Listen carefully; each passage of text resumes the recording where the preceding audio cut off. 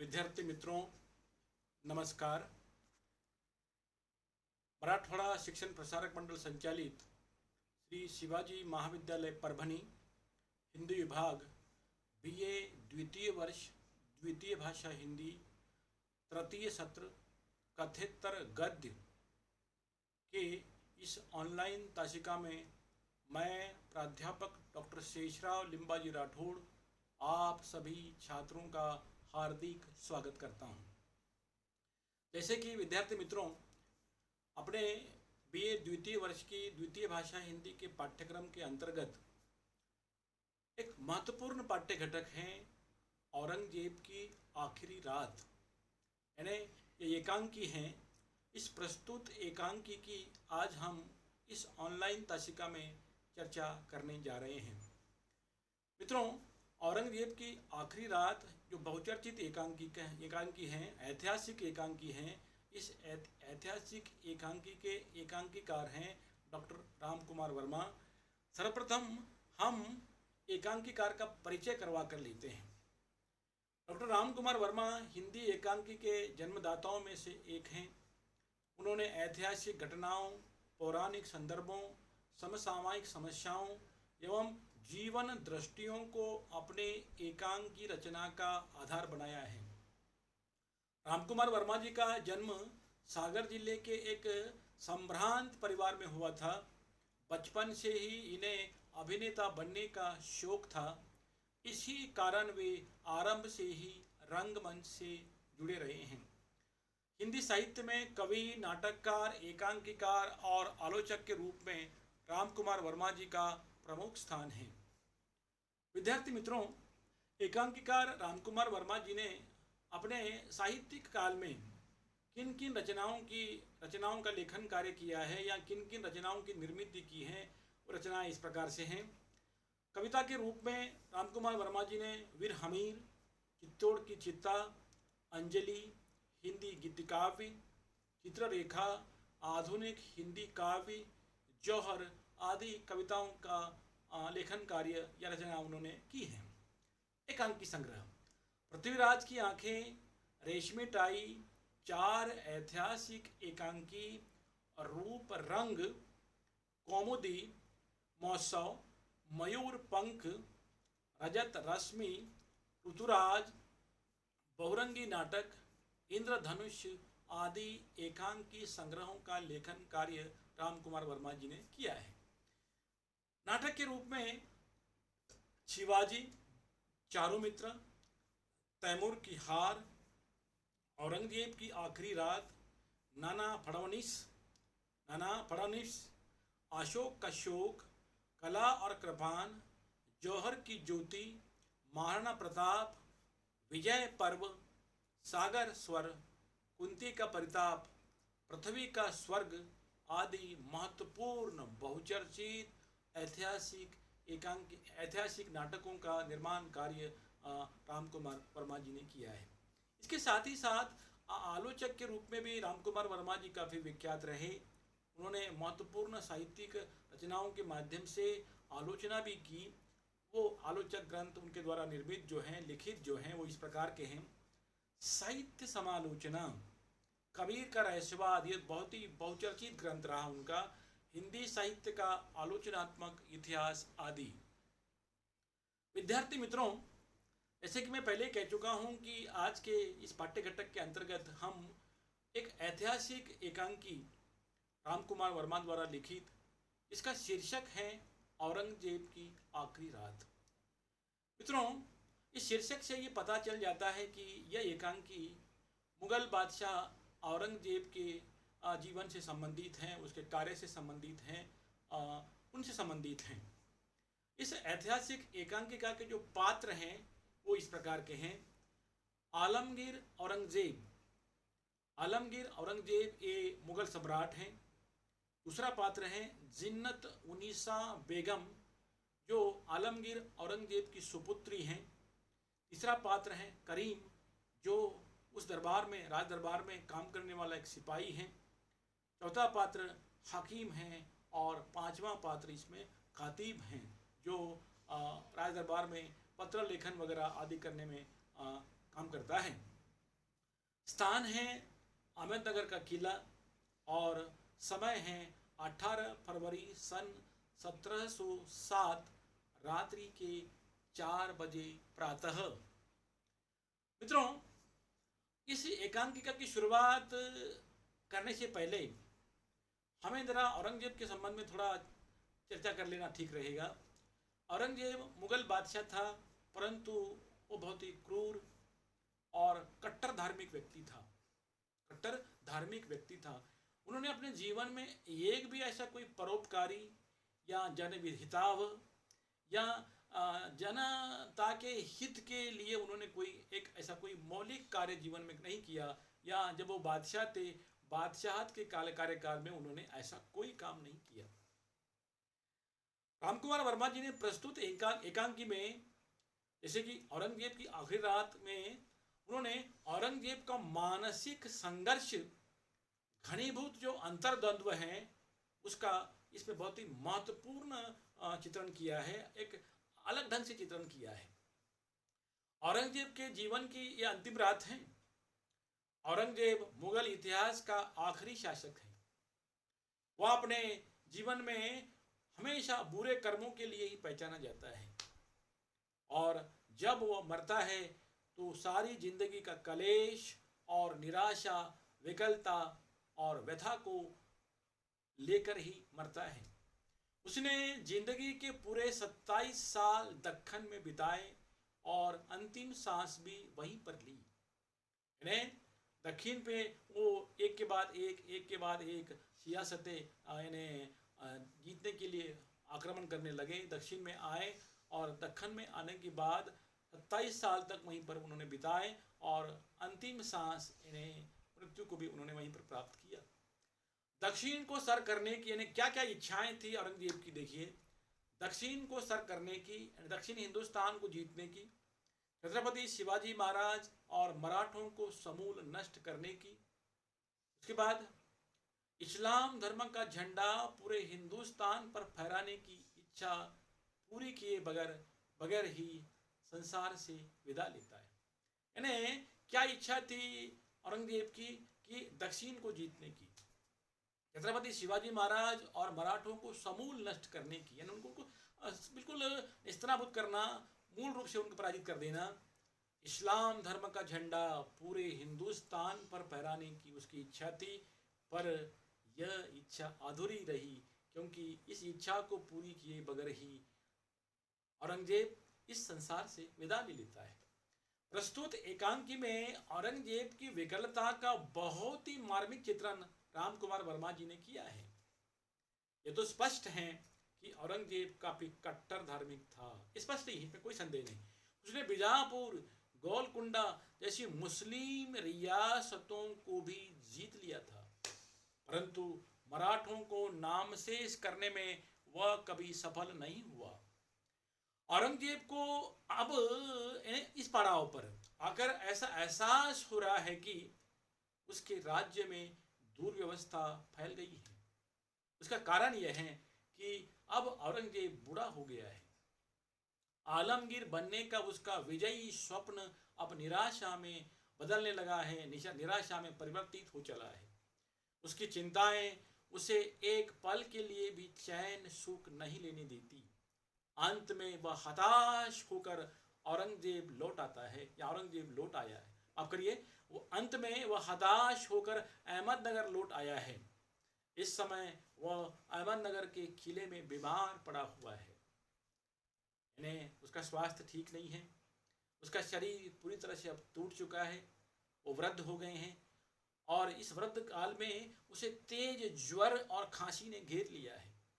इस समय उसकी यानी औरंगजेब की अवस्थाएं आयु 89 वर्ष की हैं। वह एक साधारण से पलंग पर लेटा हुआ है। क्या पंक्ति दर्शाती है, देखो। इस जमाने का बादशाह जिन्होंने पूरे हिंदुस्तान पर इस्लाम धर्म का झंडा फहराने की कसम खाई थी, और दक्षिण पर सैर करके गोलकुंडा जैसी विरासतों को जीत लिया था, अनेकों को पराजित किया था, और मुगल बादशाह था, पर समय ने मोड़ लिया और परिस्थितियां बदल गई, और आज एक राजमहल में बहुत ही ऊंचे दर्जे का जीवन जीने वाला व्यक्ति, शाही जीवन जीने वाला व्यक्ति आज एक साधारण पलंग पर लेटा हुआ है। यानी समय ने करवट ले ली है, समय बहुत बलवान है। उसके पास एकमात्र उसकी बेटी जीनत उनीसा बेगम बैठी हुई है। ये बहुत ही दर्दनाक है। देखो कि अब अंतिम पड़ाव है उसकी जिंदगी का, अंतिम समय नजदीक नजदीक नजदीक आ रहा है, और ऐसे समय में ना उसका कोई बेटा ना उसका कोई भाई उनके साथ हैं, उनके पास हैं, क्योंकि कर्म ही कुछ ऐसा किया औरंगजेब ने कि कोई उनके पास रह ही नहीं सका। फिर उनके उसके मुख पर भय और आशंका की रेखाएं दिखाई दे रही। किसके मुख पर? जीनत उनीसा बेगम के मुख पर, चेहरे पर भय और आशंका की रेखाएं इसीलिए दिखाई दे रही हैं क्योंकि पूरी तरह से शरीर टूट चुका है औरंगजेब का, और तेज ज्वर और खांसी ने घेर लिया है, और उससे औरंगजेब परेशान नजर आ रहे हैं। आलमगीर के सामने कोने की ओर सोने के पिंजरे में एक पक्षी बैठा हुआ है। वह कभी कभी अपने पंख फड़फड़ा देता है। औरंगजेब खांसी से परेशान है। वह अपनी बेटी जीनत से कहता है, इस खांसी को कोई दवा रोक नहीं सकती जीनत, यह तो मौत की आवाज है। यानी अंतिम पड़ाव पर आकर जीनत अपनी बेटी के साथ संवाद इस प्रकार से करने लगा। औरंगजेब कह रहा है वह कि बेटी, इस खांसी को कोई रोक नहीं सकता, यह मौत की आवाज है। यानी मौत का एहसास औरंगजेब को होने लगता है। इसे कौन रोक सकता है? इस खांसी को कोई हकीम क्या समझने वाला है? यह कोई मर्ज नहीं है, यानी कोई बीमारी नहीं है। यह खांसी सल्तनत के उखड़ने की आवाज है। काफी दुख हो रहा है औरंगजेब को। एक तो शरीर टूट गया, बूढ़े हो गए, और बुढ़ापे में उनको खांसी और तेज बुखार ने घेर लिया, और उनकी आंखों के सामने ही उनकी सल्तनत में जो व्यवस्था थी उस व्यवस्था में अस्त व्यस्तता आ गई। इसको देखकर और भी अधिक टूट गए थे औरंगजेब। इसीलिए वो कह रहे हैं कि यह खांसी मर्ज नहीं है, ये खांसी कोई बीमारी नहीं है, बल्कि उनके सल्तनत के उखड़ने की आवाज है। यानी उनकी जो विरासत है, उनकी जो सल्तनत है, वो उखड़ने की आवाज अब आने लगी, ऐसा उनको एहसास हो रहा है, जो हमारे दम के साथ उखड़ना चाहती है। यानी जैसे ही वो अंतिम सांस ले गए, समझ लेना कि सल्तनत उखड़ गई उनकी। वह कह रहा है, हमने बलवाइयों को निस्तनाबूद किया, कितने गदर रोके, लेकिन यह खांसी नहीं रुकती बेटी, रुके भी कैसे? क्या प्रश्न कर रहा है देखो कि हमने कितने बलवाइयों को निस्तनाबूद किया, यानी विरोधियों को निस्तनाबूद किया, कितने गदर यानी युद्ध किए हमने लोगों के साथ, रोके, उनका आक्रमण रोका हमने, लेकिन ये खांसी जो अब उनको आ रही है ये रुकती नहीं बेटी, रुके भी कैसे? अब आलमगीर आलमगीर नहीं है। यानी अब औरंगजेब की बादशाहत अब नहीं रही, अब वो टूट गया है पूरी तरह से, और ऐसा एहसास उसको होने लगा है कि अब वो आलमगीर नहीं रहा। बेटी जीनत औरंगजेब को धारस देती हुई उनके दर्द को कम करने का प्रयत्न करती हैं, पर वो सफल नहीं होती। बेटी जीनत वहीं पर बैठी है पास में औरंगजेब के, बार बार अपने पिता अब्बा जान को समझाने का प्रयत्न कर रही हैं, धैर्य उसका धारस बंधा रही हैं कि घबराइए मत, आपने बहुत अच्छा काम किया है, ऐसा कह रही है वह, पर वह अपने प्रयत्न में सफल नहीं होती। औरंगजेब पलंग पर लेटा हुआ है, उसे अपने अतीत जीवन की एक एक करके सारी घटनाएं याद आ रही है। मित्रों, ये तो स्पष्ट ही है कि मृत्यु का जब व्यक्ति को एहसास होने लगता है या एहसास हो जाता है, तब जीवन भर का सारा घटनाक्रम हर एक व्यक्ति को याद आता है कि उसने अतीत काल में क्या क्या किया है। अच्छा कर्म किया हो तो वो घटनाएं याद आएगी, और बुरा कर्म किया हो तो भी वो घटनाएं याद आएगी। तो औरंगजेब ने उनके जीवन काल में, खास करके जब वो शासक थे, सल्तनत बादशाह थे, हुकूमत उनके पास थी, तब उन्होंने क्या क्या किया, लोगों के साथ किस प्रकार से व्यवहार किया, वो सारी घटनाएं एक एक करके चलचित्र बनकर उनके सामने नजर आ रही हैं, जिसे करते समय उसने रति भर भी विवेक से विचार नहीं किया था। यानी उन घटनाओं को अंजाम देते समय बादशाह होने के बाद भी औरंगजेब ने कभी भी रति भर विवेक विचार नहीं किया था कि सही क्या है, गलत क्या है। हुकूमत के नशे में, हुकूमत के जुनून में उन्होंने बेकसूर लोगों को भी, उनके ऊपर भी अन्याय अत्याचार किया था। वो घटनाएं सारी उसको याद आने लगी हैं। ये सारी घटनाएं आज औरंगजेब को बेचैन कर रही है। करेगी भी, बिल्कुल सवाल ही नहीं इसमें, क्योंकि जो जैसा कर्म करेगा वैसा फल देगा भगवान। उस पंक्ति के अनुसार जब जो अच्छा कर्म करता है उसको कोई चिंता नहीं, लेकिन जब कोई बुरा व्यक्ति कर्म करता है, यानी बुरा कर्म करता है, तो वो घटनाएं बाद में उस व्यक्ति को बेचैन कर देती है। औरंगजेब को भी उनके किए हुए बुरे कर्म की वो सारी घटनाएं जब याद आ रही हैं, तब औरंगजेब बेचैन हो रहा है। उसे याद आ रहा है कि कितनी क्रूरता से उसने संभाजी का वध किया था। मित्रों, इतिहास गवाह है, इतिहास गवाह है कि औरंगजेब ने संभाजी का वध काफी क्रूरता से किया था, अमानवीयता के साथ किया था। इतिहास इसका साक्षी है। मराठों की हिम्मत पस्त करने के लिए उसने क्या क्या किया था। यानी मराठे टूट जाएं, उन्हें सराबुत हो जाएं, पराजित हो जाएं, इसके लिए अनेक दांव पेच, अनेक विकारी षड्यंत्र तक औरंगजेब ने किए थे। इस्लाम का नाम पूरी दुनिया में बुलंद करने के लिए उसने कितनी कार्रवाइयाँ की थी, वे सब उसे याद आ रही है। यानी पूरे हिंदुस्तान पर इस्लाम का झंडा फहराने के लिए उन्होंने क्या क्या किया, वे सब घटनाएं, वो सारी कार्रवाइयाँ आज एक एक करके अंतिम सांस जब गिन रहा है औरंगजेब, तब उसे याद आ रही हैं। औरंगजेब सारी जिंदगी अपने दिल को तसल्ली देता रहा कि यह सब उसने इस्लाम के वास्ते, मजहब के नाम पर किया है। इन्हें अविवेक बुद्धि से काम करते हुए औरंगजेब ने सारी जिंदगी क्या किया कि अपने दिल को तसल्ली देने हेतु कि वह इस्लाम के लिए कर रहा है, इस्लाम का नाम चारों तरफ फैलाने के लिए कर रहा है, ऐसा उसने कार्य किया। परंतु अंतिम क्षणों में कोई आकर औरंगजेब से कहता है कि औरंगजेब, तूने इस्लाम को धोखा दिया है, इस्लाम का नाम लेकर दुनिया को धोखा दिया है, तूने इस्लाम की हिदायतों को नहीं समझा है। अंतिम पड़ाव पर आकर आज ऐसी आवाज़ उनके कानों में गूंज रही है कि कोई आया है और औरंगजेब को कह रहा है कि औरंगजेब, तू कहता था कि मैं इस्लाम के मजहब के नाम पर मैंने सब किया, पर तूने इस्लाम को धोखा दिया है, उस धर्म, पवित्र धर्म को धोखा दिया है, इस्लाम का नाम लेकर दुनिया को धोखा दिया है, तूने इस्लाम की हिदायतों को समझा ही नहीं। औरंगजेब की पीड़ा बढ़ने लगी है, उसे अब दर्द होने लगा है, ज़्यादा और पीड़ा होने लगी है। उसे याद आता है सिखों का शौर्य, शाहजहाँ को नज़रबंद करना, दारा, सुजा और मुराद के हक छीन लेना, ये सब गलत व्यवहार और कार्य उसने अपनी बादशाहत को बचाने के लिए किया था।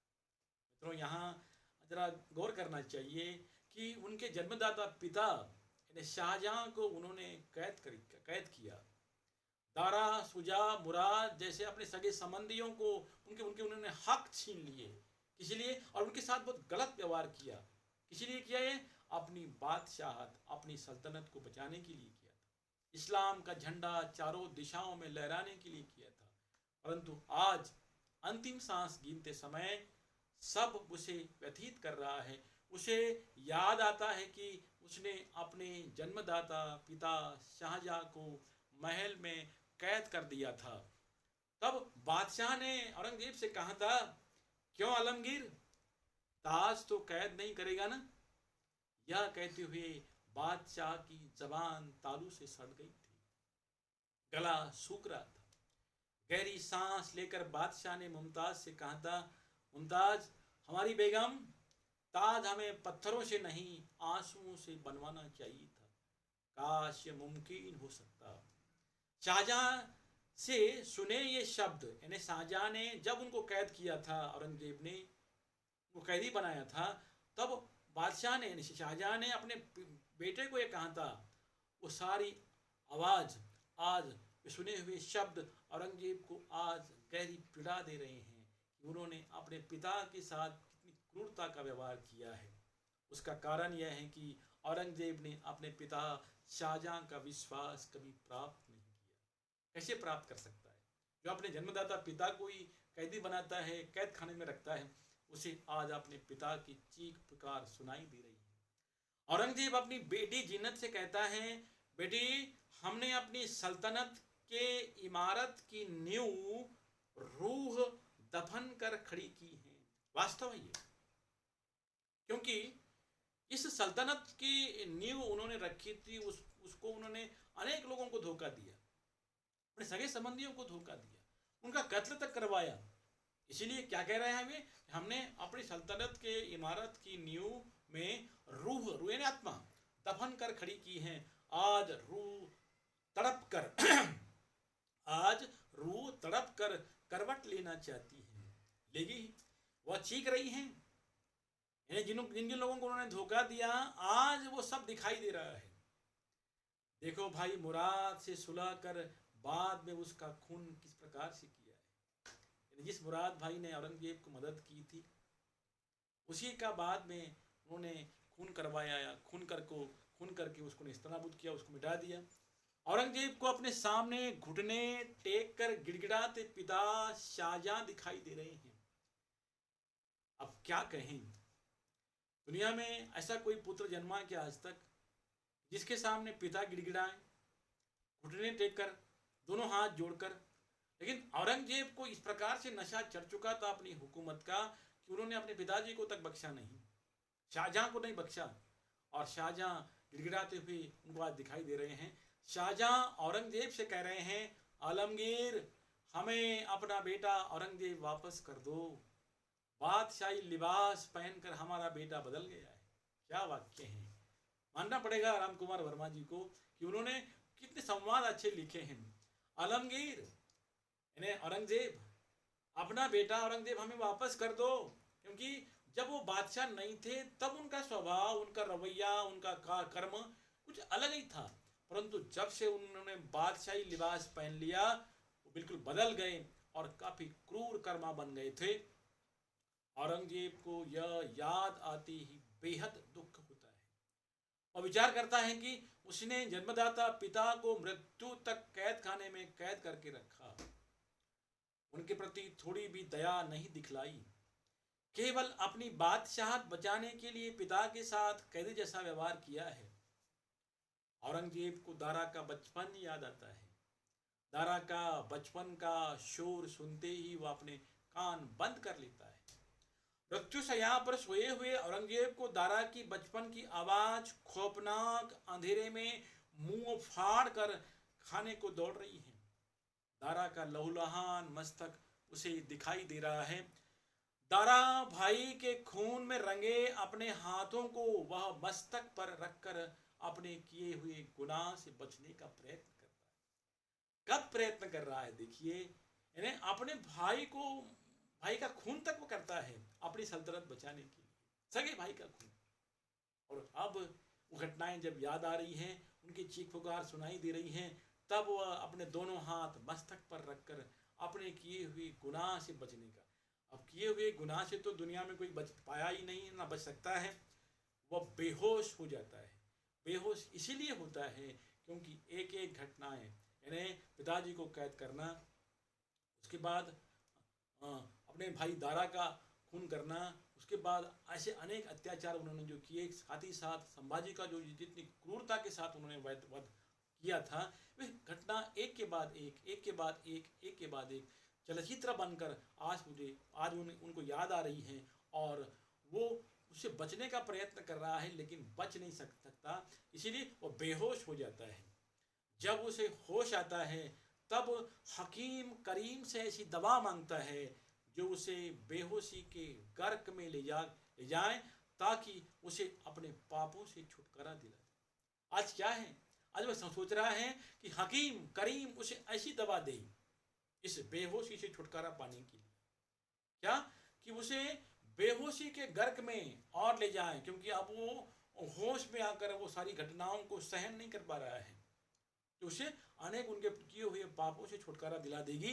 हकीम उसे दवा देता है, परंतु उस दवा का सेवन वह नहीं करता।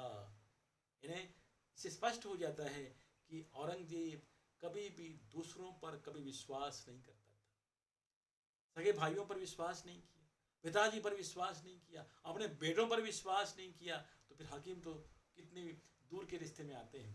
हकीम उसे दवा देता है, परंतु उस दवा का वह सेवन नहीं करता, क्योंकि उसे हकीम पर भरोसा नहीं है।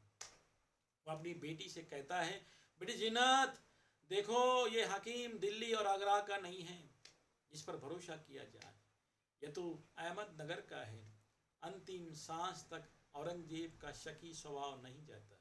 और मित्रों, दुनिया में यदि किसी व्यक्ति के मन में किसी के बारे में शक आता हो तो उसका कोई सगा नहीं होता। उसमें से एक औरंगजेब है, जिन्होंने अंतिम सांस तक अपने स्वभाव में कोई परिवर्तन नहीं लाया।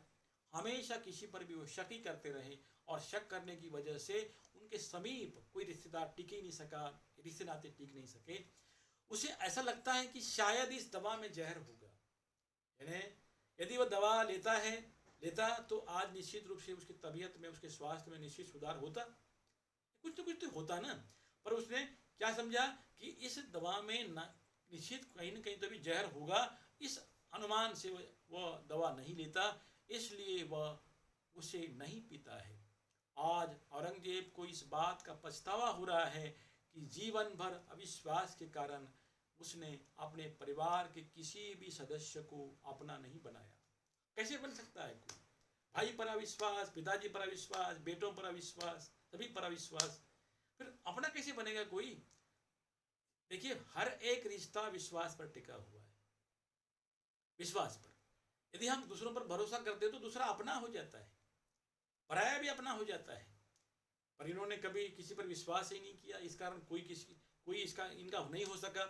अपने पिता को भी उसने कैद खाने में बंदी बनाया, जन्मदाता पिता को, यानी जिन्होंने दुनिया दिखलाई औरंगजेब को, उनको उन्होंने कैद खाने में बंदी बनाया, इस शक से कि वे उसका सिंहासन छीन लेंगे।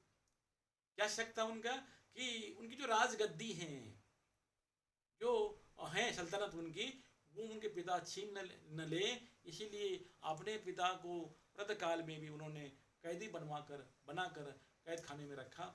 औरंगजेब को मृत्युशैया पर अंतिम सांस गिनते समय अपने बेटों की याद आ रही है।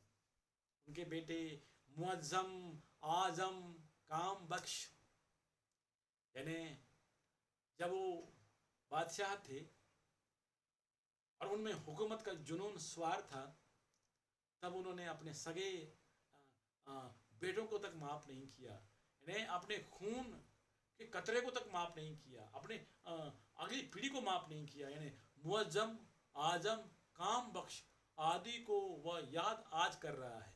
हालांकि इसके पहले वो अपने इस बादशाह में कहीं खलल न डाल दें, इसलिए उन पर भी इल्ज़ाम लगाकर उनको कैदी बनाया था इन्होंने।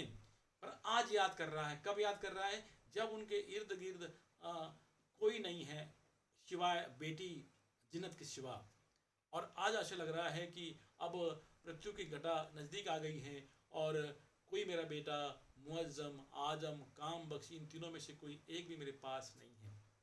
इस बात का काफ़ी दुख उसे हो रहा है कि इस अंतिम घड़ी में उसके बिस्तर के नज़दीक एक भी बेटा नहीं है। उसने अपनी बादशाहत में खलल पड़ने के वजह से अपने कलेजे के टुकड़ों को सजा देकर हमेशा कैद खाने में रखा। ऐसा कैसा पिता ये कि अपने बादशाहत में अपने बेटे खलल न डाल दे कहीं, इस डर से उन्होंने अपने कलेजे को टुकड़े मुअज्जम, आजम, काम बख्श आदि को क्या किया? सजा देकर कैद खाने में बंदी बनाया। उन बेटों का अपराध बस इतना ही है कि वे औरंगजेब के बेटे हैं। आज औरंगजेब मौत के दरवाजे पहुंचकर मुअज्जम, आजम और काम बख्श को याद कर रहा है। आज उसे याद आ रही है अपने बेटों की। इसके बाद उसे अपने किए हुए अन्याय याद आते हैं। इस भाई मुराद बख्श ने उन्हें राजा राम सिंह के भयंकर वार से बचाया। कितना बड़ा उपकार किया था मुराद बख्श ने औरंगजेब के ऊपर। राजा राम सिंह की उस भयंकर वार से उन्होंने बचाया था, परंतु उसी मुराद बख्श को उसने मौत के घाट उतार दिया है। दुनिया में एक ऐसा व्यक्ति है औरंगजेब कि उन्होंने हमेशा अपने रिश्ते नाते के लोगों को काट छांट की, यानी मार डाला हमेशा। मुराद बख्श ने कितनी मदद की, फिर भी उनको मौत के घाट उतार दिया। एक एक तस्वीर उसके आंखों के सामने आ रही है। औरंगजेब हाथी पर बैठकर सैरगाह जा रहे हैं। आगे पीछे हिंदुओं का बेशुमार मजमा है। वे चीख चीख कर कह रहे हैं कि आलम पनाह बादशाह, जजिया कर माफ कर दीजिए, हम बहुत ही व्याकुल हो गए हैं, हम ये कर नहीं दे सकते। पर औरंगजेब इस कान से सुनता है और इस कान से छोड़ देता है। कोई दया, कोई ममता, कोई माया उन गरीब पीड़ित लोगों पर औरंगजेब को नहीं आती। लेकिन जजिया कर माफ करने के बजाय औरंगजेब उन पर हाथी चलाता है। यानी कितनी क्रूरता है ये। जिन लोगों को खाने के लिए रोटी नहीं है, तन ढकने के लिए कपड़ा नहीं है, उन पर बहुत ही जांचक वो टैक्स लगाया, वो कर लगाया, वो बेचारे गिड़गिड़ा रहे हैं सामने से। शासक का तो ये कर्तव्य है कि यदि प्रजा गिड़गिड़ाए या प्रजा कोई माफ करने के लिए कहे या प्रजा विनती करे तो उसकी सुनना चाहिए, परंतु ये सुनने के बजाय उन पर हाथी चलाता है। आज वही हाथी औरंगजेब के कलेजे को चूर चूर कर रहा है। मित्रों, तो स्पष्ट ही है, जो बोया वही उगेगा, जो हम करेंगे वही प्रतिफल के रूप में हमें मिलने वाला है। इन्हें जिन बेकसूर लोगों पर हाथी चलवाया औरंगजेब ने, आज वही हाथी अंतिम पड़ाव पर, जब औरंगजेब बीमार हैं, 89 साल की आयु में बीमार हैं, तब वो हाथी आज औरंगजेब के कलेजे को चूर चूर करता नजर आ रहा है।